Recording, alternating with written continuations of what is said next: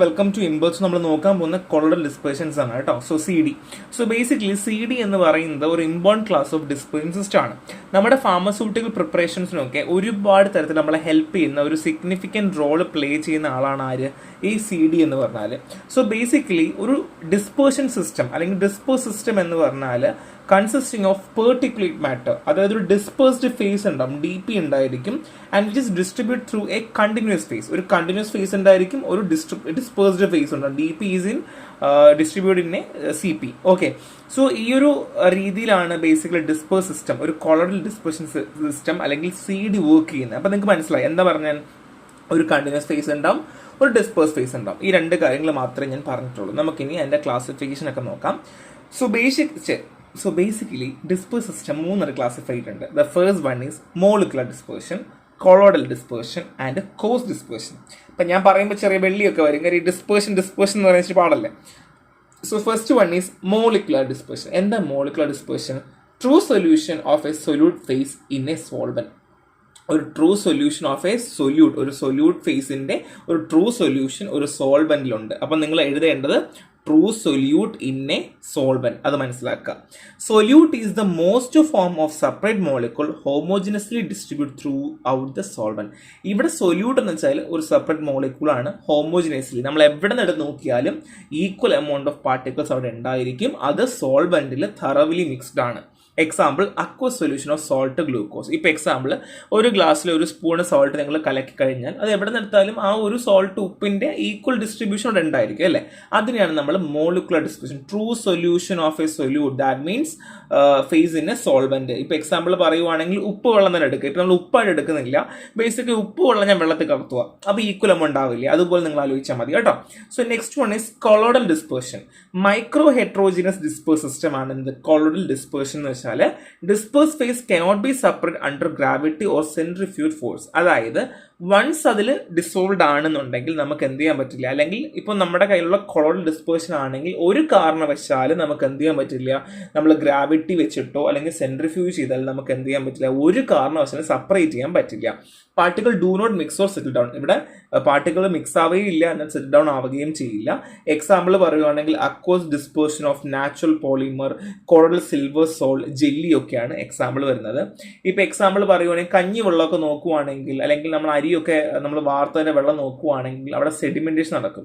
എന്നാൽ അങ്ങനെ പോലും ആകാത്ത സൊല്യൂഷനെയാണ് നമ്മൾ കൊളോയിഡൽ ഡിസ്പേർഷൻ എന്ന് പറയുന്നത്. മൈക്രോ ഹെട്രോജീനസ് ഡിസ്പേർഷൻ സിസ്റ്റം ആണ്, മറന്നു പോകരുത്. Next one is coarse dispersion ആണ്.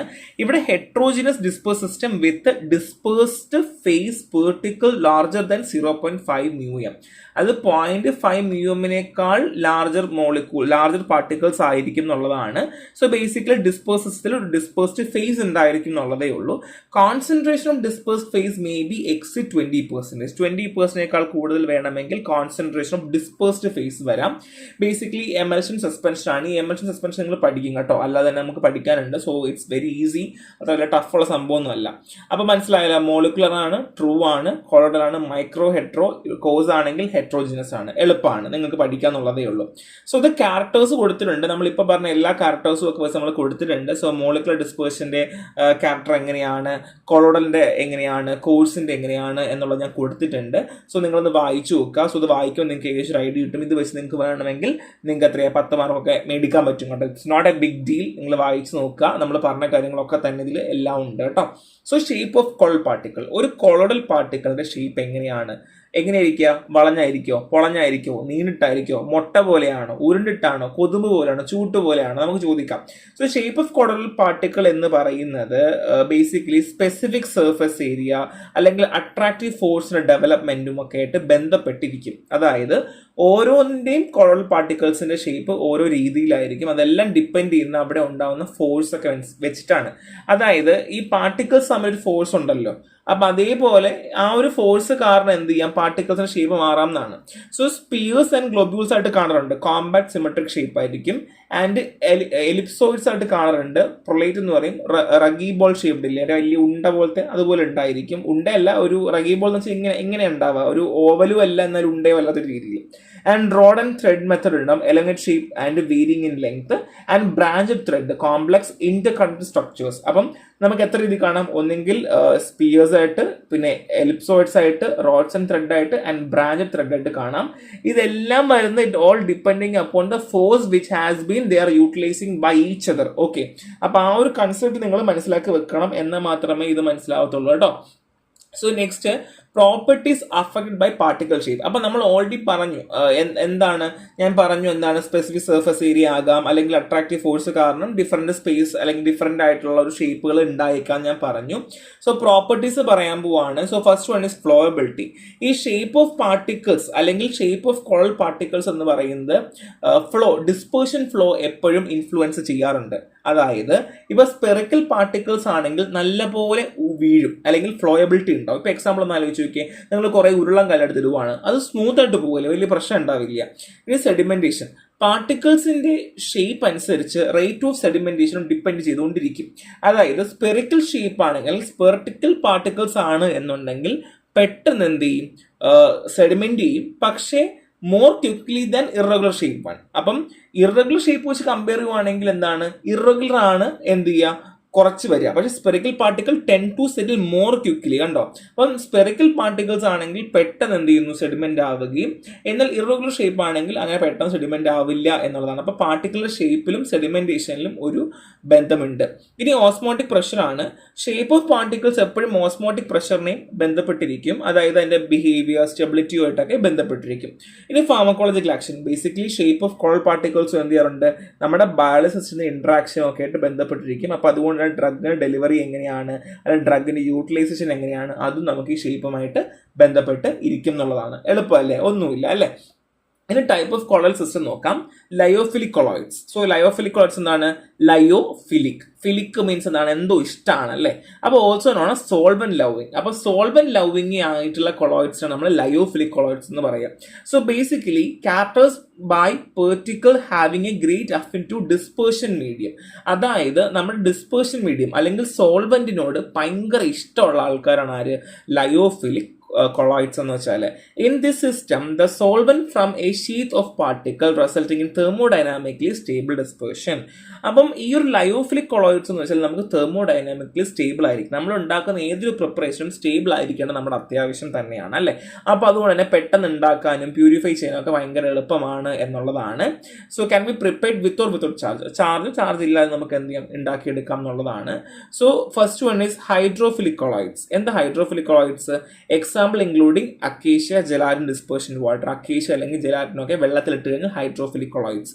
And lipophilic colloids, basically rubber and polystyrene ആണ് എക്സാമ്പിൾ വരുന്നത്. Dispersion medium can be hydrophilic, water or lyophilic. So ഈ നമുക്ക് ഈ ഒരു പറഞ്ഞ ഈ ലയോഫിലിക് കൊളോയിഡ്സിന്റെ ഡിസ്പേർഷൻ മീഡിയംസിൽ ഒന്നെങ്കിൽ ഹൈഡ്രോഫിലിക് ആകാം അല്ലെങ്കിൽ ലയോഫിലിക് ആകാം. സോ ബെൻസീൻ, ഈതർ പോലെ ആകാം. സ്റ്റെബിലിറ്റി പറയുവാണെങ്കിൽ എന്താണ്, ജനറലി സ്റ്റേബിൾ ആണ്. ഇലക്ട്രോലൈറ്റ്സ് ആയാലും അല്ലെങ്കിൽ അതിന്റെ it may be salted out at higher concentration. So ഇലക്ട്രോലൈറ്റിന്റെ പ്രസൻസിൽ സ്റ്റേബിൾ ആണ്, പക്ഷെ എന്ത് ചെയ്യാം, may be salted out, higher concentration വരികയാണെങ്കിൽ മേ ബി സോൾട്ട് ഫോം ചെയ്യാനുള്ള ചാൻസ് ഉണ്ട് എന്നുള്ളതാണ്. അപ്പൊ സിമ്പിൾ അല്ല, ലയോഫിലിക് കൊളോയിഡ്സ് ആണ്. ഓൾസോ നോൺ സോൾവെന്റ് ലവിങ് ആണ് ഞാൻ പറഞ്ഞു. അഫിനിറ്റി ഉണ്ടാവും സോൾവെന്റിനോട് പറഞ്ഞു, ബാക്കിയെല്ലാം നിങ്ങൾ നോക്കിയാൽ മതിയാവും കേട്ടോ. സോ ഇനി ലയോഫോബിക് കൊളോയിഡ്സ്, അത് ടൈപ്പ് ഓഫ് കൊളോയിഡ്സ് ലയോഫോബിക് ആണ് പറയാൻ പോകുന്നത്. അപ്പൊ ലയോഫിലിക് ഞാൻ പറഞ്ഞു, ലയോഫോബിക്. അപ്പം പേര് പറയുന്ന പോലെ സോൾവെന്റ് ഹേറ്റിംഗ് ആണ് അല്ലേ. അപ്പൊ less affinity to dispersion medium ആണ്. അപ്പൊ ഡിസ്പേർഷൻ മീഡിയത്തിനോട് താല്പര്യം ഇല്ല. മറ്റവർക്കാണെങ്കിൽ ഇച്ചിരി താല്പര്യമൊക്കെ ഉണ്ട് കേട്ടോ, ഇവർക്കാണെങ്കിൽ താല്പര്യം ഇച്ചിരി കുറവാണേ. അപ്പം അതുകൊണ്ട് ബേസിക്കലി തെർമോഡൈനാമിക്കലി അൺസ്റ്റേബിൾ ആണ് എന്നുള്ളതാണ്. പാർട്ടിക്കിളിന്റെ ഇന്ററാക്ഷൻ പറയുവാണെങ്കിൽ disperse particle have the same charge. Disperse പാർട്ടിക്കിളിന് സെയിം ചാർജ് ആയതുകൊണ്ട് തന്നെ റിപ്പൾഷനും യൂണിഫോം ഡിസ്ട്രിബ്യൂഷൻ ഉണ്ടാവും. എങ്ങനെ റിപ്പൾഷൻ ഉണ്ടാവുക? സോ സെയിം ചാർജ്, പോസിറ്റീവ് ആണെങ്കിൽ എന്ത് ചെയ്യുന്നു, റിപ്പൽ ചെയ്യും അല്ലേ. അപ്പം ഈക്വൽ ഡിസ്ട്രിബ്യൂഷൻ ഉണ്ടാകും, അല്ലെങ്കിൽ അവിടെ ഒരു പ്രോപ്പർ ഡിസ്റ്റൻസ് കീപ്പ് ചെയ്യും, അപ്പം പ്രോപ്പർ ഡിസ്ട്രിബ്യൂഷൻ ഉണ്ടാകും. അതുകൊണ്ടാണ് ലയോഫോബിക് കൊളോയിഡ്സ് എപ്പോഴും യൂണിഫോമിൽ ഡിസ്ട്രിബ്യൂട്ട് ആയിരിക്കും. സ്റ്റെബിലിറ്റി പറയുവാണെങ്കിൽ അൺസ്റ്റേബിൾ ആണ്. ചില സമയത്ത് small concentration of electrolyte use ചെയ്യുവാണെങ്കിൽ, ഇതിനകത്ത് ഇലക്ട്രോലൈറ്റ്സുകൾ ഉപയോഗിക്കുവാണ് എന്നുണ്ടെങ്കിൽ എന്ത് സംഭവിക്കും, അൺസ്റ്റേബിൾ ആവും. കാര്യം എന്തുകൊണ്ടാണ്? നമുക്ക് അവിടെ ചാർജിന്റെ ഡിഫറൻസ് ഉണ്ടാകുന്നു. കമ്പോസിഷൻ പറയുവാണെങ്കിൽ dispersed phase ordinary consist of inorganic particles such as gold and silver. ഗോൾഡും സിൽവറും ഒക്കെയാണ് ബേസിക്കലി നമ്മൾ എക്സാമ്പിൾ പറയുക. പ്രിപ്പറേഷൻ പറയുവാണെങ്കിൽ റിക്വയർഡ് ഡിസ്പേർഷൻ എടുക്കുക, എന്നിട്ട് നമുക്ക് എന്താണ് as metal does not disperse spontaneously. So preparation കാര്യത്തിൽ requires dispersion or condensation method. So basically dispersionോ അല്ലെങ്കിൽ condensation method വഴി നമുക്ക് പ്രിപ്പയർ ചെയ്യാൻ പറ്റുള്ളൂ. as material does not disperse spontaneously. എന്തുകൊണ്ടാണ്? നമുക്ക് മെറ്റീരിയൽസ് പെട്ടെന്ന് സ്പോണ്ടേനിയസ് ആയിട്ട് ഡിസ്പേഴ്സ് ആവില്ല എന്നുള്ളത് ഇതിൻ്റെ ഏറ്റവും വലിയൊരു പ്രശ്നമാണ്. പ്രിപ്പറേഷൻ ആണ് എന്താണ് ഡിസ്പേർഷൻ അല്ലെങ്കിൽ കണ്ടൻസേഷൻ മെത്തേഡ് വേണം. എന്തുകൊണ്ടാണ്? പെട്ടെന്ന് എന്ത് ചെയ്യില്ല, മെറ്റീരിയൽസ് നമുക്ക് സ്പോണ്ടേനിയസ് ആയിട്ട് ഡിസ്പേഴ്സ് ആവില്ല എന്നുള്ളതിൻ്റെ ഒരു പ്രശ്നം തന്നെയാണ്. So preparation of lyophilic colloids. നമുക്ക് ലയോഫിലിക് കൊളോയിഡ്സ് ഉണ്ടാക്കിയാലോ? First of all material select ചെയ്യുക. നമുക്ക് choose a lyophilic material such as gelatin or acacia. നമുക്ക് ഓൾറെഡി പറഞ്ഞു, എക്സാമ്പിൾ പറഞ്ഞല്ലേ, ജെലാറ്റിൻ അക്കേഷ്യ എടുക്കുക. സോൾവെന്റ് എടുക്കണം അല്ലേ, നമുക്ക് ഇൻഅപ്രോപ്രിയേറ്റ് സോൾവെന്റ് എടുക്കണം. വാട്ടർ ഫോർ ഹൈഡ്രോഫിലിക് കൊളോയിഡ്സ് ആണ്. ആൻഡ് ഡിസ്പേർഷൻ ആണെങ്കിലോ allow material to disperse spontaneously in solvent. So നമ്മൾ പെട്ടെന്ന് തന്നെ എന്ത് ചെയ്യുന്നു, സ്പോണ്ടേനിയസ്ലി സോൾവെന്റിലേക്ക് ഇടുന്നു. And stabilisation. സോ കൊളോയിഡ് സിസ്റ്റത്തിലേക്ക് നമുക്ക് സ്റ്റെബിലൈസ് ആവാൻ വേണ്ടി നമുക്ക് എന്ത് ചെയ്യാൻ പറ്റും? ബേസിക്കലി നമുക്ക് സ്റ്റെബിലൈസേഴ്സ് യൂസ് ചെയ്യാം. The colloid system form and stabilisers due to affinity between particles and solvent. So പാർട്ടിക്കിളും സോൾവെന്റും തമ്മിൽ അഫിനിറ്റി ഉള്ളത് കൊണ്ട് അത് ഓട്ടോമാറ്റിക്കലി സ്റ്റെബിലൈസ് ആവും. ചില സമയം നമുക്ക് സ്റ്റെബിലൈസേഴ്സ് യൂസ് ചെയ്യേണ്ടി വരും. പക്ഷേ ചില സമയങ്ങളിൽ ഓട്ടോമാറ്റിക്കലി നമുക്ക് ലയോഫിലിക് ആയതുകൊണ്ട് അവർക്ക് അഫിനിറ്റി ഉള്ളത് കൊണ്ട് നമുക്ക് വേറെ പണിയൊന്നും ഇല്ല, അവർ തന്നെ അങ്ങ് ആയിക്കോളും. പക്ഷേ എന്നാൽ ചില സമയത്ത് നമുക്ക് സ്റ്റെബിലൈസേഴ്സ് ചില സമയങ്ങളിൽ ഉപയോഗിക്കേണ്ടി വരും എന്നുള്ളത് ചിന്തിച്ച് വെക്കുക കേട്ടോ. It's not so important. അപ്പം നമ്മൾ ലയോഫിലിക് കൊളോയിഡ്സിൽ ഹൈഡ്രോഫിലിക് കൊളോയിഡും ലിപ്പോഫിലിക്കും പറഞ്ഞു. സോ അത് വിടുക. പിന്നെ ലയോഫോബിക്കിൽ നമ്മൾ ഒന്നും പറഞ്ഞിട്ടില്ല, അത്രയേ ഉള്ളൂ. പ്രിപ്പറേഷൻ നമ്മൾ പറഞ്ഞു, എളുപ്പമാണ്. And next one is preparation of lyophobic colloids. So lyophobic colloids നമുക്ക് ഉണ്ടാക്കിയാലോ? സോ ഫസ്റ്റ് ഓഫ് ഓൾ നമ്മൾ കോഴ്സ് മെറ്റീരിയൽ, അതായത് start with a larger particle of desire material. നമുക്ക് ആവശ്യമുള്ള പാർട്ടിക്കിൾസിൻ്റെ അല്ലെങ്കിൽ ലാർജർ മെറ്റീരിയൽസ് എടുക്കാം. ഇനി മെക്കാനിക്കൽ ബ്രേക്ക് ഡൗൺ ആണ്. കൊളോയിഡ് മില്ലോ അല്ലെങ്കിൽ അൾട്രാസോണിക് ട്രീറ്റ്മെന്റ് വെച്ചിട്ട് നമ്മളതിനെ ബ്രേക്ക് ചെയ്യുക. നമ്മളതിൽ വലിയൊരു മാസമല്ല അല്ലെങ്കിൽ വലിയൊരു സാധനം ഉണ്ടാവുക. അപ്പോൾ വലിയ സാധനം നമുക്ക് പൊടിച്ച് ചെറിയ ചെറിയ പൊടിയാക്കുക. ഇനി സ്റ്റെബിലൈസേഷൻ ആണ്. സ്റ്റെബിലൈസിങ് ഏജന്റ് ആഡ് ചെയ്യാം. പിന്നെ സർഫാക്റ്റീവ് ഏജൻസ് ആഡ് ചെയ്യാം അഗ്രിഗേഷൻ കുറക്കാൻ വേണ്ടിയിട്ട്. പിന്നെ കൊളോയിഡ് ഡിസ്പെർഷൻ, നമുക്ക് ആവശ്യമുള്ള സ്റ്റെബിലിറ്റി കൊടുത്ത് നമ്മുടെ കൊളോയിഡ് സൈസ് ഓഫ് പാർട്ടിക്കിൾസ് ഒക്കെ സെലക്ട് ചെയ്ത് നമുക്ക് ചെയ്യാൻ പറ്റും. സോ ഈ ലയോഫോബിക് ആണെന്നുണ്ടെങ്കിൽ കോഴ്സ് മെറ്റീരിയൽ നമുക്ക് എന്താണ് ചെറുതാക്കി എടുക്കണം. പിന്നെ സ്റ്റെബിലൈസിങ് ഏജന്റ് ആഡ് ചെയ്യണം. മറ്റേത് നമ്മൾ സ്റ്റെബിലൈസിങ് ഏജന്റ് ആഡ് ചെയ്യേണ്ട ആവശ്യമില്ല, പക്ഷേ ചില സമയത്ത് നമ്മൾ ആഡ് ചെയ്യേണ്ട ആവശ്യമുണ്ട്. കാരണം ചില ഫാർമസ്യൂട്ടിക്കൽ പ്രിപ്പറേഷൻസ് ഒക്കെ മേ ബി അവർ ആഡ് ചെയ്ത് വെക്കാറുണ്ട് എന്നുള്ളതാണ് കേട്ടോ. സോ ഇത്രയേ ഉള്ളൂ. ഇതൊക്കെ ഭയങ്കര എളുപ്പമാണ്, നിങ്ങൾക്ക് വായിച്ച് മനസ്സിലാക്കി പോകാന്നുള്ളതേ ഉള്ളൂ. So preparation of lyophobic colloids, condensation method. So ഇവിടെ നമ്മൾ എവിടെയാണ് പറഞ്ഞത്? ഇവിടെ പറഞ്ഞത് അല്ലെ, ഈ ലയോഫോബിക്കിൽ കണ്ടൻസേഷൻ അല്ലെങ്കിൽ ഡിസ്പേർഷൻ എന്ന് ഞാൻ പറഞ്ഞു അല്ലേ. സോ ബേസിക്കലി ഡിസ്പേർഷൻ മെത്തേഡ് ഞാൻ ഇത് പറഞ്ഞു. അതാണ് എന്താണ് കോഴ്സ് മെറ്റീരിയലിനെ പൊടിക്കുക, ഇടിക്കുക, അതെല്ലാം ഞാൻ പറഞ്ഞു. Next one is condensation method ആണ്. അപ്പൊ എന്താണ്? ഫസ്റ്റ് സൂപ്പർ സാച്ചുറേഷൻ ആണ്. Create a super cell solution of desire material. നമുക്ക് ആവശ്യമുള്ള സൊല്യൂഷനെ സൂപ്പർ സാച്ചുറേറ്റ് ചെയ്യുക. അതായത് നമ്മളിപ്പോൾ എക്സാമ്പിൾ ഒരു ഗ്ലാസ് വെള്ളത്തിൽ ഒരു സ്പൂണെ ഉപ്പ് അലിയുമെങ്കിൽ നമുക്ക് ചൂട് കൊടുത്താൽ 2-3 നമുക്ക് അലിയിക്കാൻ പറ്റും. അപ്പോൾ അതിനെന്താ പറയുക? സൂപ്പർ നാച്ചുറേറ്റഡ് അല്ലെങ്കിൽ സൂപ്പർ സാച്ചുറേറ്റഡ് എന്ന് പറയും അല്ലേ. അപ്പോൾ സൂപ്പർ സാച്ചുറേറ്റ് സൊല്യൂഷൻ ആദ്യം നമ്മൾ ഉണ്ടാക്കി വെച്ച് കഴിഞ്ഞല്ലോ. ഇനി ന്യൂക്ലിയേഷൻ ആണ്. Initiate the formation of small nuclei in the supersaturate solution. ചെറിയ ചെറിയ ന്യൂക്ലിയസുകൾ ഫോം ചെയ്യാൻ വേണ്ടി നമ്മൾ വിടുക. അതിനാണ് നമ്മൾ ന്യൂക്ലിയേഷൻ എന്ന് പറയാം. ഇനി ഗ്രോത്ത് ആണ്. Allow nuclear to grow into colloidal size particle. നമ്മൾ കൊളോയിഡൽ സൈസ് പാർട്ടിക്കിൾ ആകാൻ വേണ്ടി ന്യൂക്ലിയനെ വളർത്തിയെടുക്കണം. സോ സൂപ്പർ സാച്ചുറേഷൻ ചെയ്തു, ന്യൂക്ലിയ ഉണ്ടാക്കി, ന്യൂക്ലിയ വളരാൻ വേണ്ടി അനുവദിക്കുക. പിന്നെ സ്റ്റെബിലൈസേഷൻ ആണ്. എങ്ങനെയാണ്? Stabilise the formed colloid particle to prevent further growth or aggregation. പിന്നെ നമ്മൾ സ്റ്റെബിലൈസ് ചെയ്ത് നമ്മൾ കൊളോയിഡ് ഉണ്ടാക്കിയെടുക്കുന്ന രീതിയാണ് കേട്ടോ. സിമ്പിൾ അല്ലേ? മറ്റത് ക്രോസ് പാർട്ടിക്കിളിനെ ചെറുതാക്കി നമ്മൾ ചെയ്യുന്നു. ഇവിടെ നമ്മൾ എങ്ങനെയാണ് ചെയ്യുന്നത്? സൂപ്പർ സാച്ചുറേഷൻ ഉണ്ടാക്കി ചെയ്യുന്നു. ന്യൂക്ലിയ ഫോം ചെയ്ത് ന്യൂക്ലിയ ഗ്രോ ചെയ്യിപ്പിച്ച് ചെയ്യുന്നു. എളുപ്പമല്ലേ? സിമ്പിൾ ആണ്, ഒന്നുമില്ലെന്നേ, ഭയങ്കര എളുപ്പമാണേ. So next one is condensation method ആണ് കേട്ടോ. എന്താ condensation method? One approach to condensation method involve changing the solvent to induce supersaturation and colloid particle formation. So നമുക്ക് ഓൾറെഡി അറിയാം. സോ കണ്ടൻസേഷൻ മെത്തേഡിൽ നമ്മൾ സോൾവെന്റിനെ ചേഞ്ച് ചെയ്യുക. അതെങ്ങനെ? ഒന്നെങ്കിൽ സൂപ്പർ സാച്ചുറേഷൻ വഴി, അല്ലെങ്കിൽ കൊളോയിഡൽ പാർട്ടിക്കിൾ ഫോർമേഷൻ വഴി, അല്ലെങ്കിൽ ബോത്ത് നമുക്ക് ചെയ്യാം. ഈ technique is particularly useful creating lyophobic colloids. നമ്മൾ ലയോഫോബിക് കൊളോയിഡ്സ് ഉണ്ടാക്കാൻ വേണ്ടി നമ്മൾ നോർമലി യൂസ് ചെയ്യുക. So of metal which varying solubilities in different solvent. So varying solubilities ഉണ്ടാവുകയാണ്. ഡിഫറെന്റ് സോൾവെന്റ്സിൽ ഡിഫറെന്റ് സോലബിലിറ്റീസ് കാണിക്കുന്ന സബ്സ്റ്റൻസ് ഉണ്ടാവുമല്ലോ. ഒന്നും കൂടെ പറയാം, ഡിഫറെന്റ് സോൾവെന്റ്സുകളിൽ ഡിഫറെന്റ് സോലബിലിറ്റി കാണിക്കുന്ന സബ്സ്റ്റൻസിനാണ് നമ്മൾ എന്ത് ചെയ്യുക, ഈ കണ്ടൻസേഷൻ മെത്തേഡ് നമ്മൾ ഉപയോഗിക്കുക. ചേഞ്ച് ഇൻ സോൾവെന്റിലാണ് നമ്മൾ ഉപയോഗിക്കുക എന്നുള്ളത് ശ്രദ്ധിക്കുക. So on approach to condensation method involve changing the solvent to induce supersaturation and colloidal particle formation. ഒന്നെങ്കിൽ സൂപ്പർ സാച്ചുറേഷൻ ചെയ്യാൻ വേണ്ടിയിട്ടോ അല്ലെങ്കിൽ കൊളൽ പാർട്ടിക്കിൾ ഫോം ചെയ്യാൻ വേണ്ടിയിട്ട് നമ്മൾ സോൾവെന്റിനെ ചേഞ്ച് ചെയ്യുന്ന മെത്തേഡാണ് കണ്ടൻസേഷൻ മെത്തേഡ് എന്ന് പറഞ്ഞാൽ. ഈ ടെക്നിക്ക് ബേസിക്കലി ലയോഫോബിക് കൊളോയിഡ്സിന് വേണ്ടിയാണ് നമ്മൾ കൂടുതലായിട്ട് ഉപയോഗിക്കുക എന്നുള്ളത് മനസ്സിലാക്കാം. സോ സൾഫർ കൊളോയിഡ് എക്സാമ്പിൾ ഒരെണ്ണമാണ്. പിന്നെ acetone evaporation, solubility difference, controlled growth. So കുറച്ച് നമ്മൾ സിനാരിയോസ് പറയുന്നുണ്ട്. First one is sulfur chloride example. Dissolve sulfur in alcohol. Sulfur alcohol dissolve ചെയ്യുക. Then pour the concentrate solution in excess water. Excess waterലേക്ക് add ചെയ്യുക. കുറച്ച് nucleus form ചെയ്യും in the super saturated solution. Rapidly grow into colloid salts. മനസ്സിലായി? നമ്മൾ നേരത്തെ പറഞ്ഞില്ല, ആ സെയിം പ്രൊസീജിയർ തന്നെ, വേറെ വ്യത്യാസമൊന്നുമില്ല. So next is acetone evaporation ആണ്. pour a saturated solution of sulfur in acetone slowly into hot water. ചൂട് വെള്ളത്തിലേക്ക് നമ്മൾ സൾഫർ ഇൻ അസറ്റോൺ നമ്മൾ പയ്യെ ഒഴിച്ചു കൊടുക്കുക. അസറ്റോൺ വേപ്പറൈസ് ആകുന്നു and colloidal dispersion of sulphur അവിടെ ഉണ്ടാവുന്നു. ഓക്കെ, അത് അസറ്റോൺ ഇവാപറേഷൻ. അപ്പൊ 2 എക്സാമ്പിൾ പഠിച്ചില്ലേ? പഠിച്ചു. ഇനി സോലബിലിറ്റി ഡിഫറൻസ് ആണ്. The process release on the different solubility of metal in initial and final solvent. So ഇവിടെ നോക്കുവാണെങ്കിൽ സോലബിലിറ്റി ഡിഫറൻസ് നമ്മൾ എപ്പോഴും കാണിച്ചുകൊണ്ടിരിക്കും. ഡിഫറെന്റ് സോലബിലിറ്റി ആണ് കാണിക്കുക, അല്ലേ? സോ വ്യത്യാസമുണ്ട്. And controlled growth. The rapid change in solvent environment promote control growth of colloid particle. നമ്മൾ rapid ആയിട്ടുള്ള എൻവയോൺമെന്റ് ചേഞ്ച് കൊടുക്കുന്നത് കൊണ്ട് തന്നെ കൊളോയിഡ് പാർട്ടിക്കിൾസിന്റെ ഗ്രോത്തിലും ഡിഫറൻസ് ഉണ്ടായിരിക്കും. ഒന്നും കൂടെ പറയാം. സോ ബേസിക്കലി കണ്ടൻസേഷൻ മെത്തേഡിൽ നമ്മൾ എന്താണ് ചെയ്യുന്നത്? ഇവിടെ changing the solvent to induce. നമ്മൾ സോൾവെന്റ് മാറ്റുവാണ്. എന്തിനു വേണ്ടിയിട്ടാ? സൂപ്പർ സാച്ചുറേഷൻ, കൊളോയിഡൽ പാർട്ടിക്കിൾ ഫോർമേഷന് വേണ്ടി നമ്മൾ സോൾവെന്റിനെ ചേഞ്ച് ചെയ്യുന്ന ടെക്നിക്കാണ്. ലയോഫോബിക്കിന് മാത്രമേ പറ്റുള്ളൂ. സൾഫർ പറഞ്ഞു, സൾഫർ ആൽക്കഹോൾ ഒഴിക്കുക, പിന്നെ എക്സ് വാട്ടർ ഒഴിക്കുക, growth, super saturation and growth. Acetone ആണെങ്കിൽ ഹോട്ട് വാട്ടർ ആണ്, ഇവാപറേറ്റിംഗ് ആണ് ആൻഡ് സൾഫർ ഫോം ചെയ്യുന്നു. ഓക്കെ, സോലബിലിറ്റി ഡിഫറൻസ് ഞാൻ പറഞ്ഞു, മനസ്സിലായല്ലോ? So next one is chemical reaction വഴി കണ്ടൻസേഷൻ ചെയ്യാൻ പറ്റും.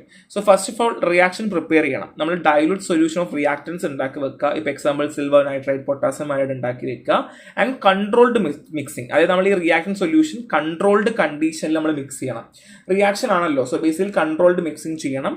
ഇവിടെ ന്യൂക്ലിയേഷൻ പിന്നെ സെയിം ആണ്. ന്യൂക്ലിയ ഫോം ചെയ്യുന്നു, കൊളോയിഡ് ഗ്രോത്ത് ചെയ്യുന്നു. എങ്ങനെയാണ്? ന്യൂക്ലിയ വലുതേ ഒരു സ്റ്റേബിൾഡ് കൊളോയിഡ് പാർട്ടിക്കിൾസ് ഫോം ചെയ്യുന്നു. ഇതൊക്കെ സെയിം ആണ്. പിന്നെ എല്ലാം സെയിം ആണ്. ഈ ഫസ്റ്റ് നമുക്ക് ആ ഒരു ഇൻട്രൊഡക്ഷൻ ഫേസ് മാത്രമേ ഡിഫറൻസ് വരുള്ളൂ, ബാക്കി എല്ലാം സെയിം ആണ്. It's not a big deal കേട്ടോ. So next one is dialysis ആണ്, അല്ലെങ്കിൽ ഡയാലിസിസ് എന്നും പറയാം. സോ ഡയാലിസിസ് എങ്ങനെയാണ് ചെയ്യുക? ഡയാലിസിസ് നമ്മൾ കൊളോയിഡ്സിനെ പ്യൂരിഫൈ ചെയ്യുന്ന മെത്തഡാണ്. അതായത് നമുക്ക് ആവശ്യമില്ലാത്ത ഇലക്ട്രോലൈറ്റ്സ് ഒക്കെ നമ്മൾ റിമൂവ് ചെയ്യുന്ന ഒരു മെത്തേഡ്സ് ആണ്. നമുക്കൊരു പ്യൂർ ഫോമിൽ കിട്ടാൻ വേണ്ടി നമ്മൾ ചെയ്യുവാണ്. സോ ബേസിക്കലി സെമി പെർമിബിൾ മെംബ്രെയിനിലൂടെയാണ് നടക്കുക. സെമി പെർമിബിൾ മെംബ്രെയിൻ, അത് മറന്നു പോകരുത്. സെമി പെർമിബിൾ മെംബ്രെയിൻ കൂടെയാണ് നമ്മൾ എന്ത് ചെയ്യുക? ഈ ഒരു ഡയാലിസിസ് മെത്തേഡ് ചെയ്യുക. Step 1, place the colloid solution in dialysis bag made up of semi-permeable membrane. നമ്മൾ ഡയാലിസിസ് ബാഗ് ഉണ്ട്, അതിനകത്ത് നമ്മൾ എന്ത് ചെയ്തു? കൊളോയിഡിനെ പ്ലേസ് ചെയ്ത് വെച്ചു. ഓക്കെ, ഇനി immerse the bag in pure solvent of water. നമ്മൾ പ്യൂർ സോൾവെന്റിലോ അല്ലെങ്കിൽ വെള്ളത്തിലോ മുക്കി വെച്ചു. വാട്ടർ ആട്ടോ ഞാൻ എടുത്തിട്ടുള്ളത്. And diffusion allow small molecules and ion to diffuse through membrane. അപ്പൊ ചെറിയ എന്ത് ചെയ്യുന്നു? മോളിക്യൂൾസും അയോൺസ് എന്ത് ചെയ്യുന്നു? അങ്ങോട്ടും ഇങ്ങോട്ടും ഡിഫ്യൂസ് ആവുന്നു. Okay, and renewal periodically replace the outer liquid to maintain concentration gradient. ഇവിടെയുള്ള വെള്ളമില്ലേ, നമ്മൾ പീരിയോഡിക്കലി മാറ്റിക്കൊണ്ടേയിരിക്കുന്നു. Purification continue until desired purity of colloid solution is achieved. അപ്പം ഈ കൊളോയിഡിനകത്ത് ഉണ്ടായിരുന്ന അയോൺസ് എന്ത് ചെയ്യുന്നു? കോൺസെൻട്രേഷൻ പുറത്ത് കുറവായതുകൊണ്ട് എല്ലാം പുറത്തേക്ക് ഇറങ്ങി വരും, അല്ലേ? അപ്പൊ എന്ത് ചെയ്യുന്നു? അകത്തുള്ള കൊളോയിഡ് പ്യൂരിഫൈ ആവുകയും അതിനകത്തുള്ള കണ്ടാമിനേഷൻ കാരണമാകുന്ന അയോൺസും മോളിക്യൂൾസും പുറത്തു വന്നുകൊണ്ടിരിക്കും. ഇത്രയേ ഉള്ളൂ. ഒരു സെമി പെർമനന്റ് മെംബ്രെയിൻ ആകുമ്പോൾ വെള്ളത്തിൽ കോൺസെൻട്രേഷൻ കുറവായതുകൊണ്ട് അകത്ത് എന്ത് ചെയ്യുന്നു? ഇമ്പ്യൂരിറ്റീസ് എല്ലാം പുറത്തേക്ക് ചാടി ഇറങ്ങി വരുമ്പോൾ സംഭവിക്കുന്നു? അകത്ത് ക്ലീൻ ആവുന്നു, അല്ലേ? അടിപൊളിയായിട്ട് മാറുന്നു. അപ്പം അത്രയേ ഉള്ളൂ. സോ ഇറ്റ്സ് വെരി ഈസി കേട്ടോ. Next one is purification colloid ultrafiltration and electrodialysis ആണ്. സോ അൾട്രാ ഫിൽട്രേഷൻ വഴി എങ്ങനെ ചെയ്യാം? അൾട്രാ ഫിൽട്രേഷൻ ഒരു ഫോഴ്സ് കൊടുത്തുകൊണ്ട് സക്ഷൻ ചെയ്യുന്ന രീതിയാണ്. ഇതൊരു മോഡിഫൈഡ് ഫിൽട്രേഷൻ ടെക്നിക് എന്ന് വേണമെങ്കിൽ പറയാം. സോ അൾട്രാ ഫിൽട്ടർ അല്ലെങ്കിൽ മോഡിഫൈഡ് ഫിൽട്ടർ പേപ്പർ ഉണ്ടായിരിക്കും. അതിലേക്ക് ഇപ്പോൾ ഒരു ഫിൽട്ടർ പേപ്പർ ഉണ്ടാവും, ഇവിടെ നമ്മൾ സക്ഷൻ കൊടുക്കും. അപ്പോൾ ഇവിടെ നമ്മൾ എന്ത് ചെയ്യുന്നു, ആ ഒരു കൊളോയിഡ് വെക്കുന്നു, സക്ഷൻ ചെയ്തുകൊണ്ടുള്ള പാർട്ടിക്കിൾസ് നമ്മൾ ഇങ്ങോട്ടേക്ക് മൂവ് ചെയ്ത് കൊണ്ടുവരുന്ന രീതിയാണ് അൾട്രാ ഫിൽട്രേഷൻ. ഓക്കെ, അങ്ങനെ നമുക്ക് പ്യൂരിഫൈ ചെയ്യാം. ഇത് ഇലക്ട്രോ ഡയാലിസിസ്.